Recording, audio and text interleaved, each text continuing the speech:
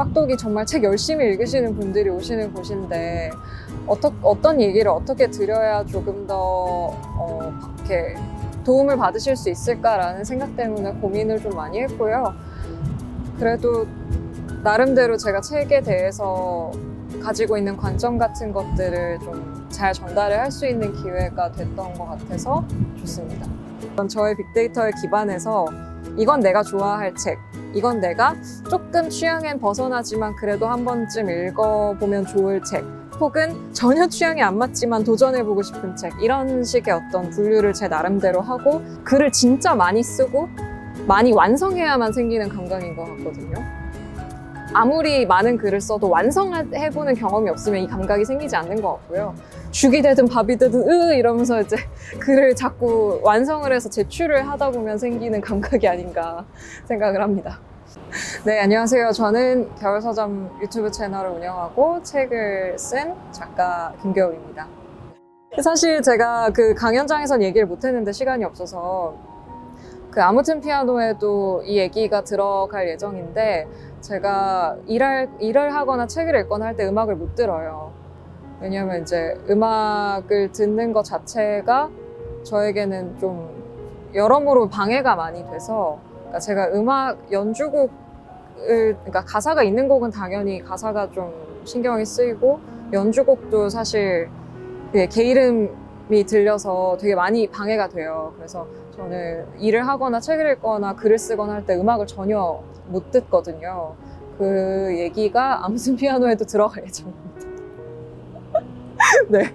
책에 대해서 어떤 측면을 말씀드려야, 사실 빡독이 정말 책 열심히 읽으시는 분들이 오시는 곳인데 어떤 얘기를 어떻게 드려야 조금 더 이렇게 도움을 받으실 수 있을까라는 생각 때문에 고민을 좀 많이 했고요.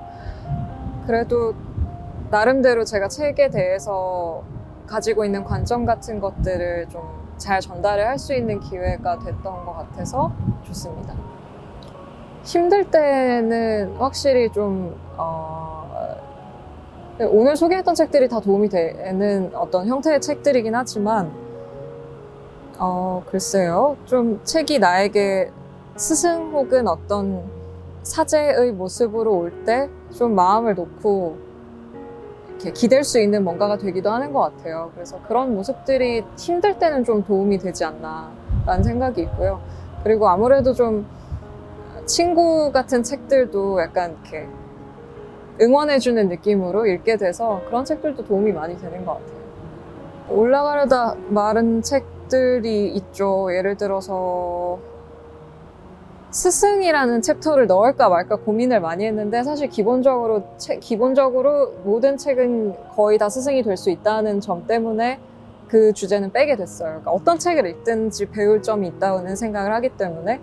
근데 이제 저에게 좀 여러 가지로 그런 깨달음 같은 걸 줬던, 그러니까 어떤 지적 깨달음이죠. 내가 생각하지 못했던 어떤 것들을 깨달음을 줬던 책들이 몇 권 있는데, 예를 들어서 제가 강연 후반부에 얘기했던 사람 장소 한 대라든지, 아니면 제가 뭐 철학과를 다니면서 읽었던 책들 같은 경우에는 스승에 가까울 텐데, 사실 그런 책들은 제가 이렇게 강연에서 소개를 했을 때 그걸 실제로 사서 읽어보시기에 별로 적합하지 않을 수 있겠다는 생각이 들어서 이제 뺀 책들이 또 있죠.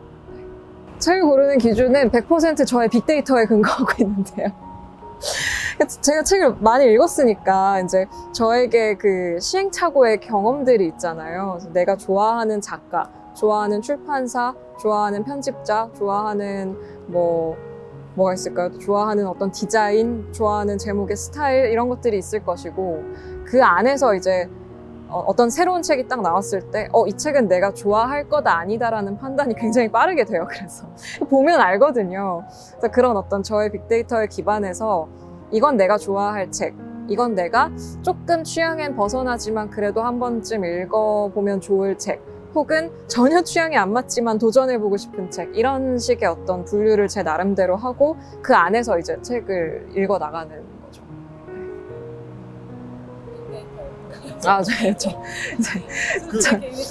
제가 그럴 때도 있어요. 이렇게 서점에 책 구경을 가잖아요. 그러면 이제 매대만 보는 게 아니라 서가도 본단 말이에요. 이렇게 꽂혀있는 서가를 이렇게 보면서 이렇게 걸어가면서 보다가 이렇게 걷다가 잠깐만 이러고 잠깐 이렇게 뒷걸음을 할 때가 있어요.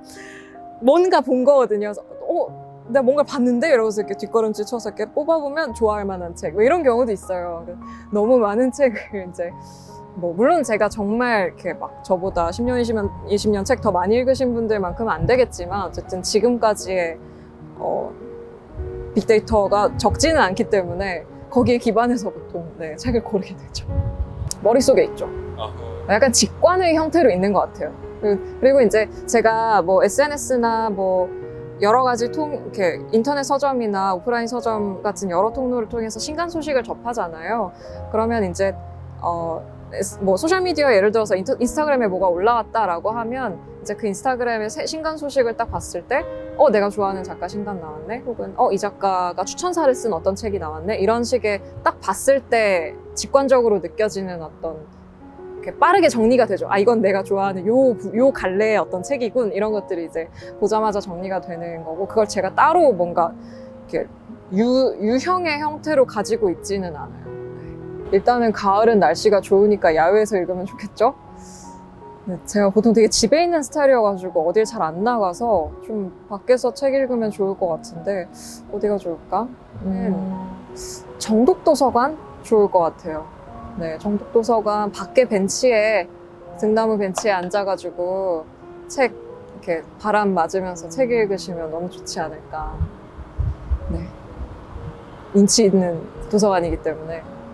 혼자서 읽으면 좋을까요? 아니면은 누군가 같이 하면 좋을까요?